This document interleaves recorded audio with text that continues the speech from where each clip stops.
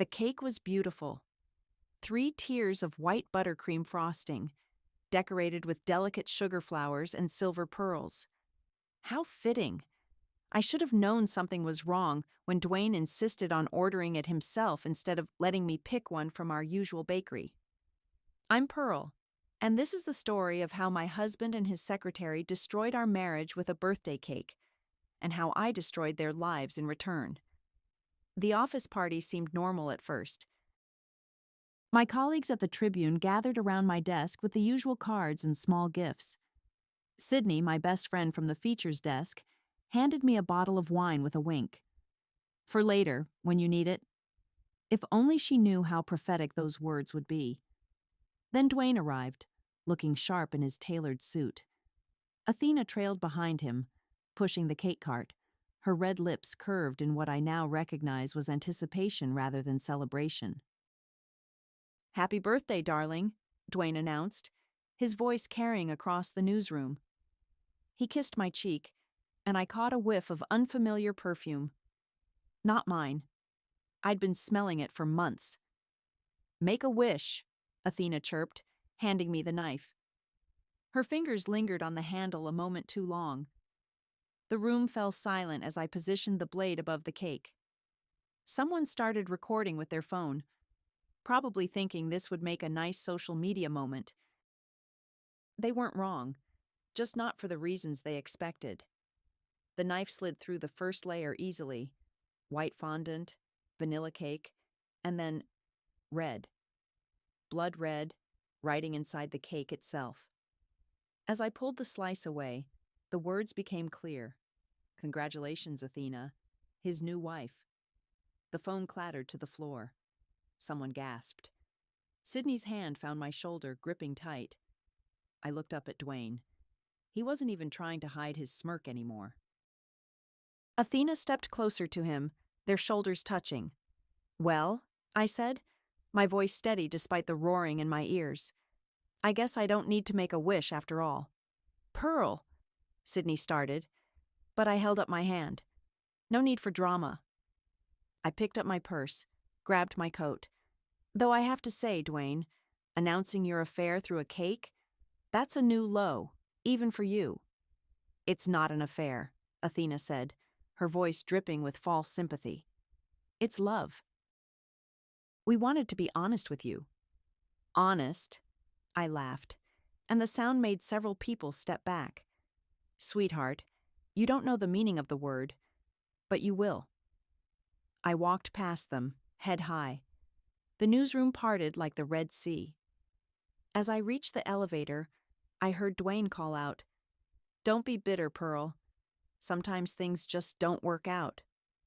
The doors closed on his words. My hands weren't shaking as I pulled out my phone. They were perfectly steady as I typed a message to Sterling, my oldest friend and editor-in-chief at the Digital Chronicle. "It's time." My phone immediately lit up with his reply, "Your place. 1 hour. Bring everything." I smiled at my reflection in the elevator's mirrored walls.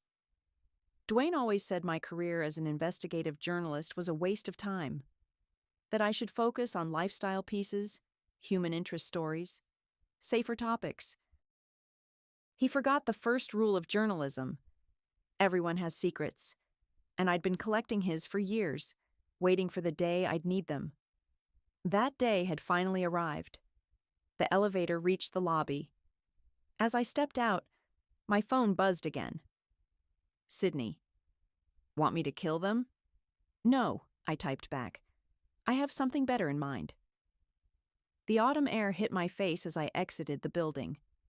12 years of marriage, ended with a cake. But that wasn't the real story.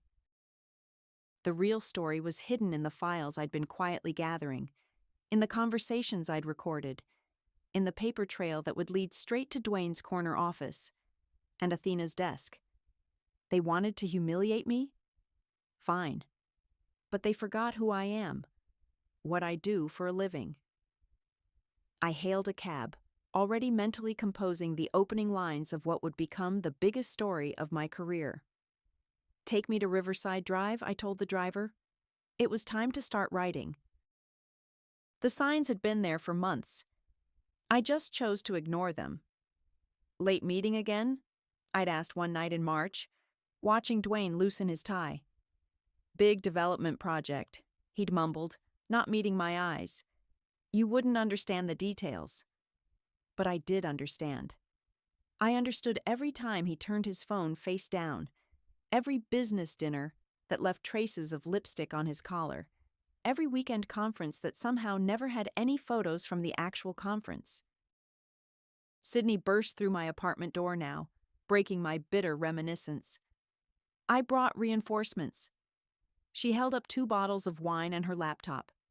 We're going full detective mode. I've already started. I gestured to the papers spread across my dining room table. Look at these travel receipts. Sydney settled beside me, pouring generous glasses of red. Hotel charges for 2 in Miami, when you were covering that corruption story in Chicago. She scrolled through her phone. Oh, wait until you see this. She pulled up Athena's Instagram. The account was private, but Sydney followed her through a work connection.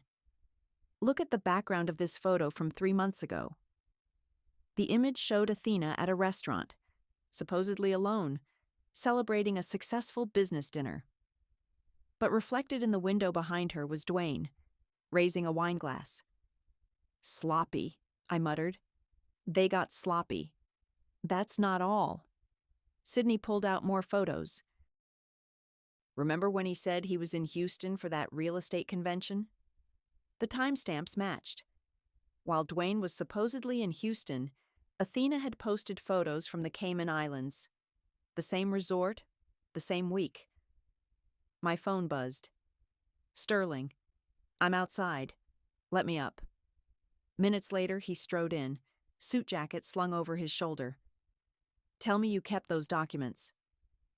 I walked to my home office, returning with a thick manila envelope. Everything he asked me to proofread over the past year. Property assessments, audit reports, transfer documents. Sterling spread them across the table, his editor's eye scanning quickly. These signatures, something's off. I pointed to one document, dated 6 months ago. Look at this one carefully. Holy shit, Sydney whispered, leaning in. That's not Dwayne's signature. That's Athena's, I finished. She got sloppy with this one. The loops are identical to her office memos. Sterling pulled out his phone, snapping photos. We need to verify this. I know a handwriting expert who's testified in fraud cases. There's more. I pulled up my email, showing them a message from Dwayne sent last year. He asked me to review these routine documents for the Morrison Heights project. But look at the properties listed. Sydney frowned. These addresses don't exist. Exactly. I pulled out my reporter's notebook. I checked. They're shell companies, all registered to a P.O. box in Grand Cayman. The same place they vacationed, Sterling muttered. Jesus, Pearl. How long have you been collecting this? Since the day he asked me to stop investigating that corruption story at City Hall. Said it might interfere with his business relationships. I took a long sip of wine. That's when I knew something was wrong. I just didn't know how wrong. My phone lit up with a text from Dwayne. We should talk about the divorce settlement. Dinner tomorrow? Don't answer, Sydney said quickly. Not until we know what we're dealing with. Sterling was still examining the documents. Pearl, some of these have your name on them too. Joint accounts, shared assets. I never signed anything, I said sharply. Look closer at those signatures. He held one up to the light. These are forged. But why would he... Insurance, I realized, cold anger settling in my stomach. He put my name on fraudulent documents as insurance. If I ever found out... You'd go down with him, Sydney finished. That bastard. Sterling gathered the papers carefully. We need to move fast, before they realize what you have. I nodded, already formulating a plan. I need to talk to Tyler, their CFO. He's been looking nervous lately. Be careful, Sydney warned. If they catch on, they won't. I stood up, gathering my notes. They think I'm just the bitter wife who got publicly humiliated. They have no idea I've been watching them all along. Sterling headed for the door, documents secured in his briefcase. I'll have my team start verifying everything. Don't do anything until you hear from me. After they left, I sat in the darkness of my apartment, staring at Dwayne's text. He thought he was so clever with that cake stunt. But he forgot one crucial detail. Hell hath no fury like a journalist scorned. Sterling's office at the Digital Chronicle felt like a war room. We'd covered the walls with printouts, sticky notes, and timeline markers. 3 days had passed since the cake incident, and we were building our case methodically. Tyler agreed to meet, I said, checking my phone, but only at that little coffee shop on 4th Street. Says he won't come near the office. Sterling looked up from his laptop. He's scared. Good. Scared people talk. The coffee shop was nearly empty when I arrived. Tyler sat in the furthest corner, his usual crisp appearance replaced by obvious anxiety. His tie was loose, and dark circles shadowed his eyes. I can't stay long, he said as I sat down. They're watching everyone now. Who's watching, Tyler? He glanced around nervously. Look, I like you, Pearl. You were always kind to me at company events. But I can't. Can't what? Tell me how my husband used fake companies to embezzle millions? Or how Athena helped him forge documents? His coffee cup rattled against the saucer. You don't understand. If they find out I talked, they'll what? Fire you? They're going down anyway. The only question is whether you go down with them. Tyler's hands shook as he reached for his briefcase. I didn't see anything. I just noticed things. Discrepancies. Show me. He slid a USB drive across the table. I never gave you this. If anyone asks, we just had coffee to discuss your situation. I pocketed the drive. Tyler, when this breaks, you'll want to be on the right side of it. There is no right side. He stood up abruptly. Just be careful, Pearl. Dwayne's not who you think he is. Back at Sterling's office, we plugged in the drive. Hundreds of files populated the screen. Bank statements, property deeds, offshore account details. Holy shit, Sterling whispered, scrolling through the documents. These accounts, they're all connected to shell companies in the Caymans. And look who's listed as a beneficiary on all of them. My stomach turned. There was my name, right next to Dwayne's, on document after document. He forged my signature, I said, anger rising. He made me complicit without my knowledge. Sterling's phone buzzed. The handwriting expert confirmed it. These signatures aren't yours. But proving that in court, we need more. I pulled up another file. Look at these property transfers. All handled by the same law firm, all within days of each other. And all grossly undervalued, Sterling added. They're buying properties through shell companies, flipping them through fake assessments, and pocketing the difference. My phone lit up with a text from Athena. Having fun playing detective? Be careful what you dig up. Wouldn't want anything to happen to your reputation. I showed Sterling the message. They know. Good. He cracked his knuckles. Let them sweat. We're not ready to publish yet, but we can start laying groundwork. I drafted a careful email to Dwayne. We should discuss the divorce settlement, and maybe those interesting property deals in the Caymans. His response came within minutes. Don't do anything stupid, Pearl. Remember, your name's on those documents too. He's threatening you, Sterling observed. That means we're close. My phone rang. Tyler again. Pearl, they're shredding documents. Athena just ordered everyone to clear their files. Something about a routine audit, but... Take pictures, I interrupted. Whatever you can. Safely. Already did. Check your email. The photos showed Athena rushing between offices, arms full of files. In one image, a document was clearly visible, a bank transfer form with multiple signatures. "Got you," I whispered. Sterling was already calling his legal team. "We need to move faster. If they're destroying evidence—" "No," I said, a plan forming. "Let them panic. I want to see what else they'll reveal when they're scared." I composed another email to Dwayne. "Dinner tomorrow? We should discuss our future. And maybe those interesting signatures Athena's been practicing." "Playing with fire," Sterling warned. "Good thing I'm fireproof." I grabbed my coat. "Have your team ready. Tomorrow, we start the endgame." As I left the office, another text from Athena arrived.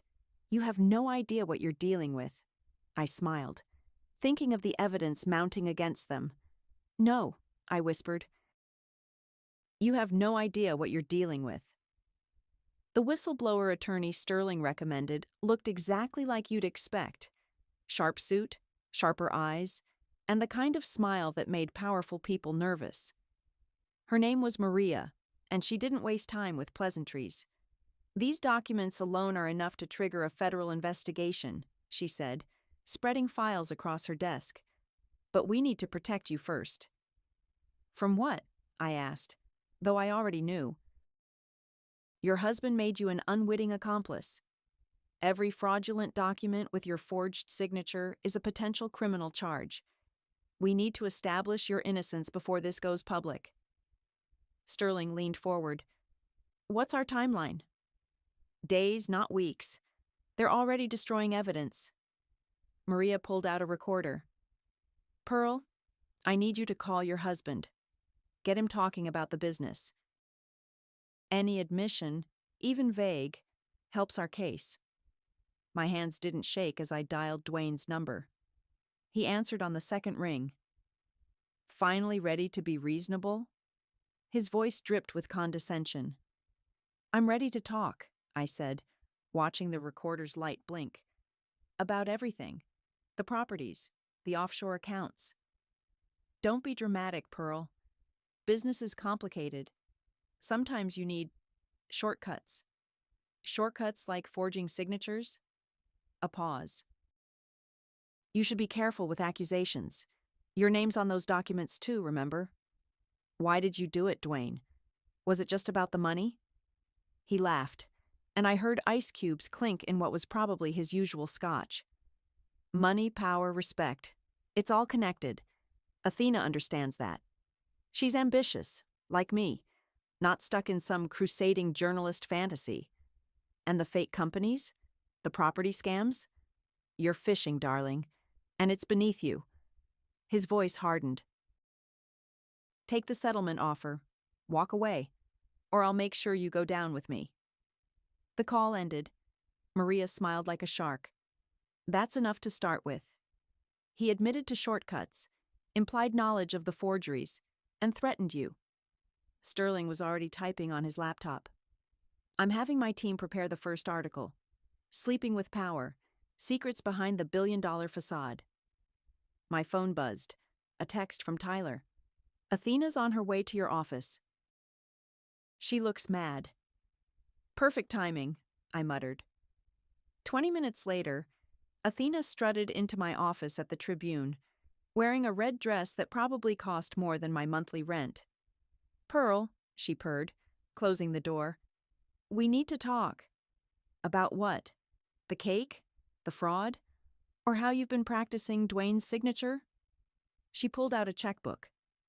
"Let's be practical. You're hurt, I understand. But dragging this out will only destroy everyone involved." She wrote a number that made my eyebrows rise. "Walk away. Start fresh somewhere else." I picked up the check, examined it in the light. Interesting.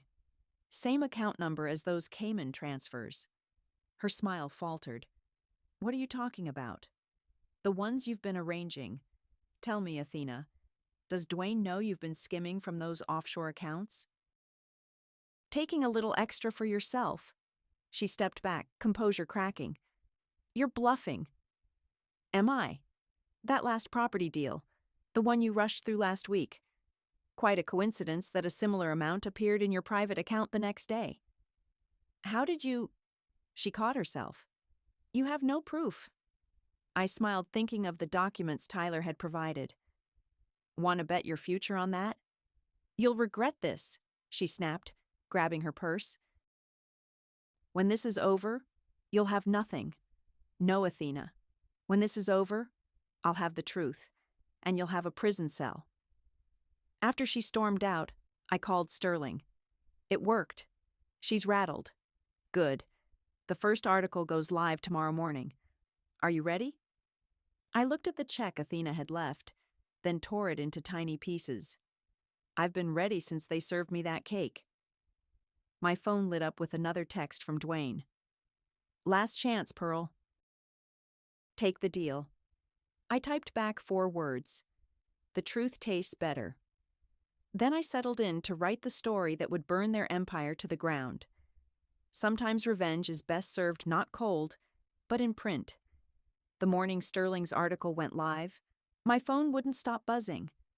News outlets, colleagues, old friends, everyone wanted a comment. But the call I answered came from my mother, Roslyn. Have you lost your mind? Her southern accent was thick with disapproval. Airing dirty laundry like this. I raised you better. Did you read the whole article, Mom? I read enough. You're going to destroy yourself along with him. Before I could respond, Sydney burst into my office. Turn on the news. Now. The local station was running footage of police entering Dwayne's office building. The crawler beneath read, Federal investigators raid prominent real estate firm following fraud allegations. It's happening, Sydney whispered. My mother was still talking. Pearl, listen to me. No, Mom, you listen. This isn't about revenge. It's about justice. I hung up as Stacy from Dwayne's office called. Can you meet me? There's something you need to know. The cafe was crowded, but Stacy had chosen a corner booth. She looked over her shoulder twice before speaking. Athena's been blackmailing everyone, she said, voice low. She kept files on all the executives. That's how she rose so quickly from secretary to project manager. Tell me everything. She recorded conversations, saved compromising emails, used them to force promotions, bonuses. But the real dirt? Stacy leaned closer. She's been planning to dump Dwayne. She has an escape plan, tickets to Buenos Aires, new identity, everything. My phone buzzed. Sterling. Federal agents want to talk to you. Now. Keep talking, I told Stacy, hitting record on my phone. Last week she was bragging about some big deal closing soon. Something about property in Dubai. She said once it went through, she'd be set for life. I texted Sterling. Dubai. Check property transfers. There's more, Stacy continued. Remember that merger that fell through last year? Athena sabotaged it. She leaked confidential info to the competition. My phone exploded with notifications. Dwayne had released a statement. My wife's accusations are the desperate actions of a woman scorned. Her journalism career has always made her prone to fabrication. He's trying to discredit you, Sydney texted.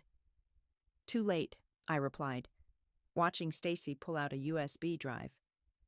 Security footage, she explained. Athena accessing the executive files after hours. And this. She slid over a document. The original contract for the Dubai deal. Look who signed it. There it was. My forged signature, but with a crucial mistake. The date showed 3 days after I'd been in the hospital for food poisoning. Hospital records would prove I couldn't have signed anything. Why are you helping me? I asked Stacy. Because before Athena, I was supposed to get that promotion. She destroyed my career. Now I'm returning the favor. My phone rang again. Tyler. They're questioning everyone. Athena's locked herself in the executive bathroom. She's shredding documents. Not for long, I muttered, sending a quick text to Maria. Within hours, Social media exploded with photos of Athena being escorted from the building by federal agents. She saw the cameras and started shouting. "It was all Dwayne's idea. He made me do it. I have proof," Sterling called. "We're running the follow-up piece tonight. Power, profit, and pillow talk. You ready?" "Wait." I pulled up the footage Stacy provided. "I'm sending you something better." "Run them both." My mother called again. "Pearl Ann, what have you done?" "What you taught me to do, Mom. Stand up for myself." "By destroying them?" "No." I watched another news alert pop up. Dwayne's firm's stock plummeting. "They destroyed themselves. I'm just telling the story." Sydney appeared at my door with coffee and a grim smile. "Dwayne's calling a press conference." "Let him." I opened my laptop, fingers hovering over the keyboard. "I've got one more story to write." "The truth?" "No." I started typing. "The consequences." My phone lit up with one last text from Athena. "You'll regret this." I smiled, thinking of the evidence mounting against her, the federal agents combing through their offices, and the story still unfolding. "No," I whispered. "I really won't." Dwayne's press conference was a masterclass in desperation. He stood at the podium, his usual polished demeanor cracking under the weight of mounting evidence. "My wife's allegations are completely false," he declared to the sea of reporters. "This is nothing but a vindictive attempt to destroy my reputation after our marriage ended." I watched from Sterling's office, surrounded by our team of investigators and lawyers. Maria smirked as Dwayne continued his performance. "He's digging his own grave," she said, taking notes. Then Dwayne did exactly what we'd hoped. He got personal. Pearl's career as a journalist has always been marked by sensationalism. She's known for twisting facts to create stories. Sterling's phone buzzed. "That's our cue. Running the footage now." Every major network cut to the security camera video Stacy had provided. There was Athena, clear as day, entering the executive suite at 2 a.m., accessing files, making copies. Split screen showed bank transfers happening simultaneously from company accounts to offshore holdings. Dwayne's face on the live feed went pale as reporters started shouting new questions. My phone rang. It was him. I put it on speaker. "What have you done?" he hissed. "Nothing compared to what you did," I replied calmly. "How's that press conference going? You think you're so clever? I'll destroy your career. Every editor in the country will hear about how you fabricate stories." "Really?" I nodded to Sterling, who pressed play on another recording. Dwayne's voice filled the room. "Sometimes you need shortcuts. Money, power, respect. It's all connected." "That's inadmissible," he sputtered. "In court, maybe. But the court of public opinion? They're already deciding." He hung up. Seconds later, the press conference devolved into chaos as reporters started asking about the Dubai deal. Sydney burst in. "You need to see this. Athena's talking to the feds." The newsroom fell silent as we watched the live feed. Athena, mascara streaking down her face, was spilling everything. "Dwayne orchestrated the whole thing," she sobbed. "He made me forge signatures, create fake companies. He said if I didn't help, he'd ruin me." "Throwing him under the bus," Sterling muttered. "Classic." My phone lit up with a text from Tyler. "Dwayne just cleared out his office." "He's running." "No," I smiled. "He's not."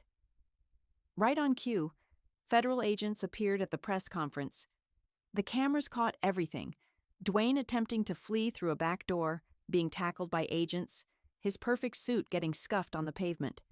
"Pearl," Sterling called out, "you might want to see this." He pulled up an email from another employee at Dwayne's firm. Attached were documents showing my forged signature on the Dubai deal, dated during my hospital stay. "That's the final nail," Maria said. "Clear proof of forgery." The office door burst open. Dwayne stood there, somehow having made bail, his tie askew and eyes wild. "You ruined everything," he snarled. "Security," Sterling called, but I held up my hand. "Let him speak. I want to hear this." "You couldn't just take the money and disappear," Dwayne continued. "Had to play the righteous journalist. Well, guess what? I made sure you're implicated in everything. Every fraudulent deal, every fake company, your signature's right there with mine." I pulled out my phone, still recording. "Thank you for confirming you forged my signature. Again." His face contorted as he realized his mistake. Security finally arrived, escorting him out as he shouted, "You were nothing before me. Nothing." "No," I called after him. "I was a journalist, and you just gave me the story of my career." Sterling was already typing. "This is going live in 10 minutes. Real estate empire crumbles, corruption, betrayal, and justice." My mother called again. "I saw the news. Are you okay?" "I'm fine, Mom. Actually, I'm better than fine." "I was wrong," she said softly. "You didn't destroy yourself. You exposed the truth." After hanging up, I looked around Sterling's office, at the evidence wall, the team that helped me, the story still unfolding on every screen. "Ready for the final piece?" Sterling asked. I sat down at my computer, fingers hovering over the keyboard. The truth needed one last chapter. "Always," I replied, and started typing. The courthouse steps were crowded with reporters when Dwayne was led out in handcuffs. His designer suit had been replaced by an orange jumpsuit, but somehow he still managed to smirk at the cameras. "Any comment on the guilty verdict?" someone shouted. "This isn't over," he called back, looking directly at me. Not by a long shot. I stood at the edge of the crowd with Sterling and Sydney, watching the man I'd spent 12 years with being loaded into a prison transport van. My story had done more than expose his crimes. It had unraveled an entire network of corruption. "Ms. Anderson?" A court clerk rushed down the steps. "The judge needs to see you immediately." Back in the courtroom, Judge Martinez held up a document. "This just came across my desk. You need to see it." My stomach dropped as I read the paper. It was a transfer document for a property in the Caymans, dated just last week. My signature was on it. "That's impossible," I said. "I've been in court all week." "Exactly," the judge replied. "Which is why we're concerned. This appears to be a last-minute attempt to implicate you in ongoing fraud." Sterling grabbed the document. "Look at the notary stamp. It's from the same firm that handled all of Dwayne's illegal transfers." My phone buzzed. An unknown number. The text made my blood run cold. "Check your Cayman account. Surprise." "He's still doing it," I whispered. "Even after being convicted, he's still trying to frame me." Sydney was already on her phone. "I'm calling Maria. We need to freeze everything." The judge leaned forward. "Ms. Anderson, given your role in exposing this scandal, I'm inclined to believe these are retaliatory forgeries. However, I could still be charged," I finished. "Pearl." Tyler burst into the courtroom, ignoring the bailiff's protest. "You need to hear this. Athena's talking again." We huddled around his phone, listening to the recording. Athena's voice was clear, desperate. Dwayne planned this from the start. He knew Pearl might eventually discover the fraud, so he created a backup plan. Every major deal, he forged her signature. Said if she ever turned on him, he'd take her down too. The judge scribbled notes. This could constitute additional charges of conspiracy and witness tampering. My mother appeared at the doorway. "Pearl Ann, what's happening now?" "Mom, not now." "Yes, now." She marched forward, pulling out her own phone. "Show them the video." "What video?" She pressed play. There was Dwayne, clearly filmed secretly, talking to someone off camera. "Once the Dubai deal closes, we trigger the backup plan. All those documents with Pearl's signature, they're our insurance policy. She tries anything, She goes down with us. When did you get this? I asked, stunned. That dinner party last month. I knew something was wrong. Mother's intuition. So I recorded him when he was bragging to his friends. The judge was already calling for her clerk. We need to get the DA in here. This changes things. Sterling grabbed my arm. We need to run this story now before they can bury it. But my phone buzzed again. Another unknown number. Better check your email. Those Cayman docs just went to every major news outlet. He's trying to control the narrative, Sterling muttered. No, I said, an idea forming. He's desperate, and desperate people make mistakes.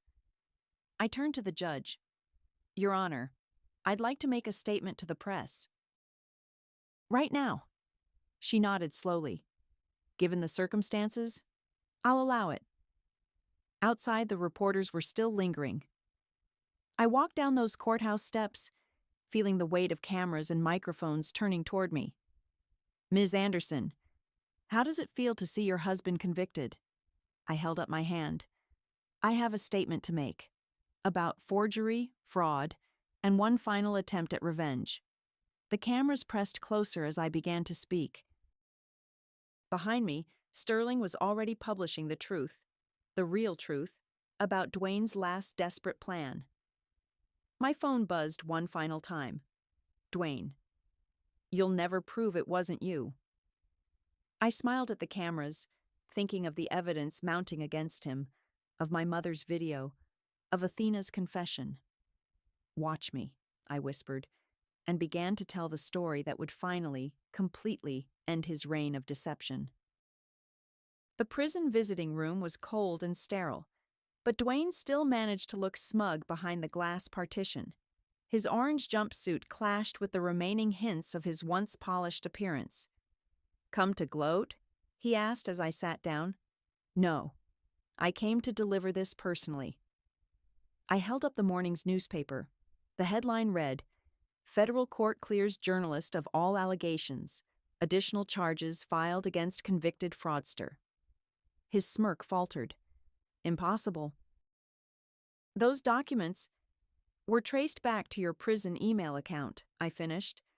Not very subtle, ordering your lawyer to file those forged papers while you were being sentenced. The judge was particularly interested in that part. You can't prove anything. Actually, I can. Athena's testimony was very detailed. Turns out she kept recordings of everything, including your instructions about framing me. He leaned forward, pressing against the glass. She wouldn't dare. She did. Right after you tried to pin everything on her. Bad move, by the way. Hell hath no fury like a mistress scorned. The intercom crackled as he laughed. At least I destroyed your trust. You'll never believe in love again. Wrong again. I pulled out my notebook. You gave me something better than love. You gave me the story of my career. The series just won a Pulitzer nomination. His face darkened.